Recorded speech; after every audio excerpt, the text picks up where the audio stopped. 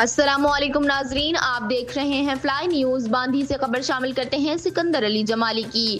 گاؤں سائیداد مری دیہات 7 نصرت کے رہائشی دلاور مری اپنے والد سائیداد مری اپنی والدہ کے ہمراہ نیشنل پریس کلب باندھی میں پریس کانفرنس کرتے ہوئے کہنے لگے کہ ہمارے ہاں 2 ایکڑ سرکاری زمین پر شفیع محمد بروہی زبردستی قبضہ کرنا چاہتا ہے اور روز بروز آ کر ہمیں جان سے مارنے کی دھمکیاں دیتا ہے۔ شفیع محمد بروہی کے کہنے پر باندھی پولیس نے بلاول مری کو بے گناہ گرفتار کر کے غائب کر دیا ہے۔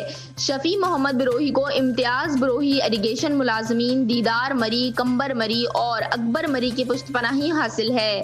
دلاور مری نے پریس کانفرنس کے ذریعے ضلع شہید بنظیر آباد کے ایس پی صاحب، ڈی ایس پی دوڑ، ایس ایچ او باندھی سے آل پاکستان مری اتحاد کے چیئرمین محدثین مری آفتاب مری سے اپیل کی ہے کہ مخالفین سے اور ان کے سہولت کاروں سے ہمیں تحفظ دلایا جائے۔